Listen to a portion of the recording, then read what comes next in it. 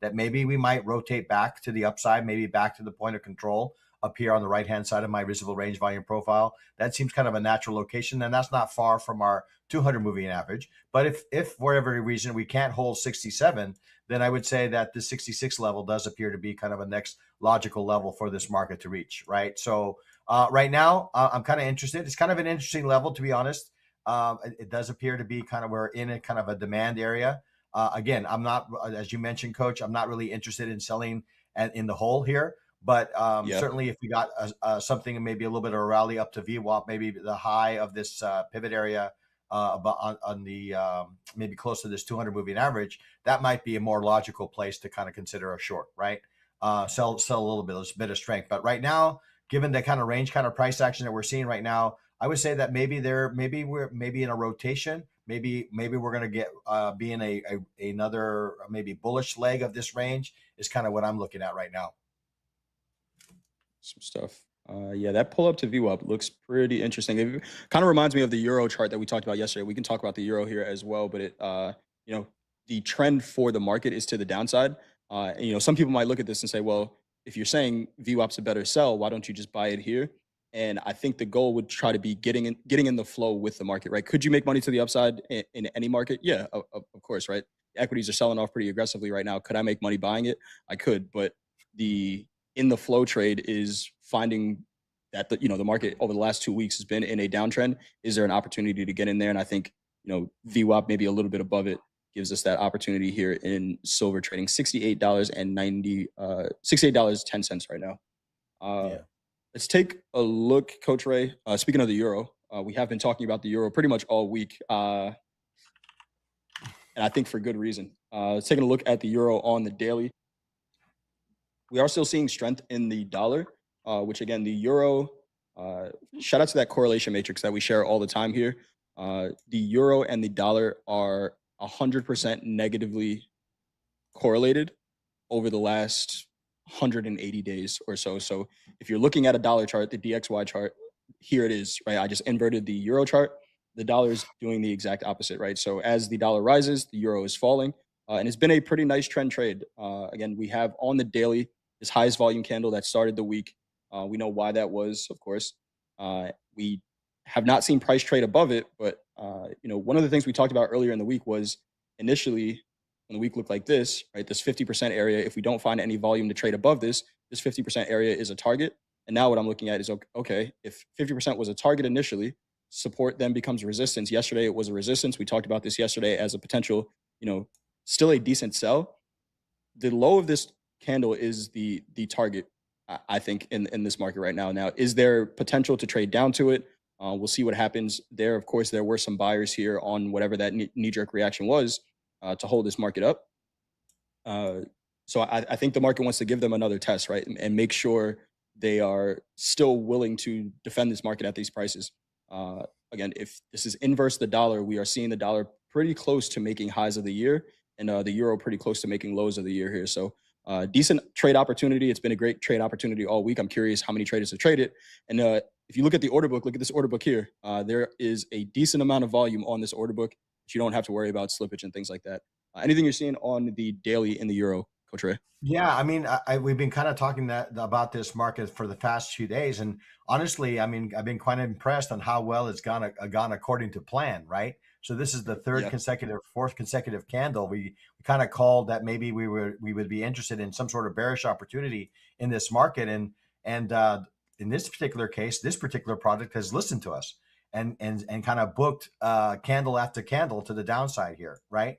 So again, these forecasts that we have down below, certainly the low end of this pivot area here, 114, does seem like a reasonable area for the market to reach. But I mean, if we do this kind of measured move kind of analysis, this 113.53 doesn't seem like a unreasonable area for the market to reach, and ultimately maybe as low as this 111. That would be the 100% extension of this move that we have here. So yeah, again, a market that's going according to plan and looks again quite bearish. Absolutely. It has been a decent trade all week. I am looking for it. You said 111's down there. I am looking for at some point, are we going to see some relief buying that I could maybe swing trade, but we won't talk about that right now. I'll let you guys know if that trade. Again, anything we say here is for information purposes only, not any type of investment or trading advice. Let's take a look at the 30-minute here. We're under the 200 moving average. We are under the 20 and the 50 as well, which have been trending to the downside, right? There's some separation between the 20 and 50 and pretty aggressively trading to the downside, right? I want to trade any market that looks like this because Yeah. it's presenting directional opportunity. I know sometimes we have range traders who love range trades, but when a market looks like this, I want to be involved with it. We did have this first 30-minute opening range from last night. We looked above it. This is a very similar pattern that we've seen all week. We look above that first 30-minute opening range. Once we get back below VWAP, there is some selling in this market. Now, again, do I want to sell this in the hole? I don't, right? There's the potential for a pull up back to VWAP. What we've been seeing is a pull back all the way to that first 30-minute opening range before we see some continued selling. So trade location still matters, right? Just because this market is in a downtrend, I can't just sell it wherever I want and expect to make money. I could Yeah. be right and still lose money. How many times have you done that, Coach Ray? I was Thousands. right Too about the many to, market, but damn too it, many they to took count. me out Yeah. way too many. Yeah. Way too many. So we have this high volume candle from yesterday. You know, the news that came out yesterday after the close, we held 50% of that. I would be looking for if we pull back up to VWAP, maybe the low of this candle for a potential continuation sell. That gives me a better opportunity to limit risk. Anything you're seeing on the 30 here, Coach Ray? Yeah, I mean, if I'm going to align myself to this downward trend here, again, similar to what you're saying here, I see the VWAP just above the this area I'm kind of thinking of, and then this is basically the low end of value of the visible range. That seems to be kind of a logical place maybe to entertain here around 115.62.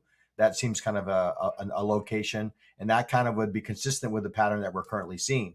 We're looking at the DMI. DMI is losing a little bit. I would say maybe flattening out here a little bit momentum wise. So maybe there is a little bit of interest maybe to take the market back to the VWAP that you had mentioned there.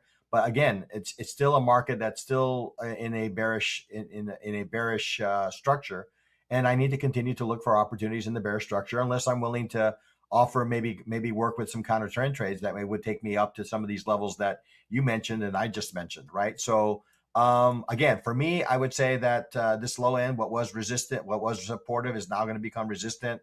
So this 115.60 level does appear to be kind of a nice level. If we start to break above 115.70, then maybe we start to change this structure into maybe a bearish one into a more bullish one. But until that happens, I'm going to continue to lean on the bearish side.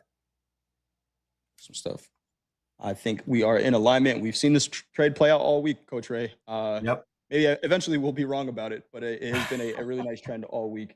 It has. We're going to take a look at the S&P now, which is pretty close to its lows of the day. I see some bids here down here in the S&P as well, 64.90s and 64.88, about 2,000 contracts on the bid there. But before we do that, JD, let's get to some news. Yes, let's take a look at what happened overnight. Stocks in Asia closed a little bit mixed. The Hang Seng Index closed up 0.38%. The Nikkei closed down 0.43%. And the Shanghai Composite closed up 0.63%. Stocks in Europe currently trading lower this morning. The DAX is down 1.4%. The FTSE is down 0.43%. The CAC 40 is down 0.76%. And the Stock 600 is down 1.1%. US dollar index is on the rise, 100.055 last on the dollar, up 0.16% going into the equity open. The VIX almost hitting 30, up 8% this morning, 29.65 last on the VIX. And the US 10-year Treasury note resting gently, 4.458%. 10-year Treasury note keeps ticking up. Yield keeps ticking up, I should say.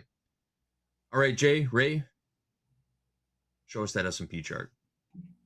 Let's take a look at the S&P on the daily to start, and we are potentially seeing lows of the year here if the S&P really gets going to the downside. Right now, it's down 0.48%. We've seen bigger percentage-wise days in the S&P recently. Daily ATR 117 points so far. High to low range we're about 80. So there is 37. Did I do that right? Raise the math teacher. 37 points or so. In the daily range left, 117 minus 80. So there's potential here. Again, this March 23rd candle was like the plunge protection team at their best. This market looks heavy. If you look at a line chart, you know, there's no question about where this market is going.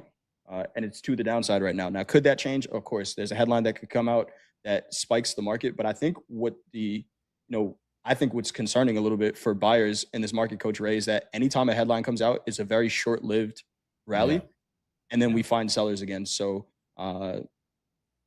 downward pressure in this market. We're seeing decent volume trade. I didn't pull up the open interest, but I can get that in just a second. But from a technical perspective, this is a market that is extremely heavy. We're back below 6,500. A daily ATR move, if we see the rest of the range to the downside, puts us at 6450s about. What are you seeing here on the daily, Coach Ray? Yeah, I mean, it's causing me kind of to actually take a look at the weekly chart just to get us, kind of maybe even take a step back even a little bit further just to see because and just to understand exactly what the next level is. And what I'm seeing is that 6,400 level seems to be the kind of the not next logical level for this market based on the weekly chart, right? So I think given the strength of this move here to the downside, I think we come down to the 6,400 level at some point before we make any sort of recovery rally here based on the weekly.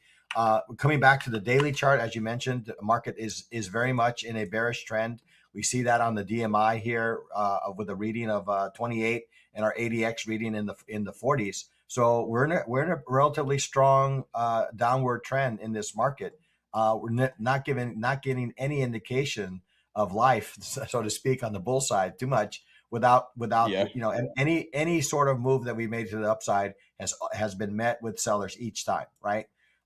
We don't see any sort of necessarily any slowdown in this move to the downside. So again, causing me to look at maybe the weekly charts to kind of really identify what these levels are going to be, because it appears that's kind of where we're headed. Yep, absolutely. Speaking of the weekly, shout out to Hoag's weekly kickoff low, 6420. That is in range for today. That is about a 1% move from where we are right now. S&P is down 0.5%. I think we've seen 1.5% moves this week yesterday. So that is definitely in range. We are potentially getting ready to make lows of the year here in the S&P futures. Again, this looks very heavy. Low of the year was that March 23rd candle. We are seeing some bids here that are getting pulled, right? These 1,000 lot bids are not getting filled. Market's getting close to them and they're pulling. That low 64.8350, which again, we're about 5 points off of right now, which would be lows of the year here in the S&P. Let's take a look at the 30-minute chart. One of the things we just said, right? That buying is short-lived. What this kind of reminds me of is if anyone was trading the Japanese yen or looking at the Japanese yen 2024, 2025, anytime there was Japanese Bank of Japan intervention in the Japanese yen, we would get moves that looked exactly like this, right? There's this spike to the upside, and then it was so short-lived that we just see continued selling. We couldn't find any volume above 50% of this move that happened after the close. This was the president saying that they were going to delay any strikes on Iran energy infrastructure for another 10 days. That deadline was supposed to be today, pushed it out to April 6th. And pretty quick bid in the market after the close, where it's thin liquidity, right? There's not a whole lot of volume on the order books for this move to happen. But we can see it when the volume comes back in, what happens, and it's continued selling. So overnight inventory right now, clearly short. This purple box is where we opened. We have price and volume trading below it right now. Settlement price 65.25.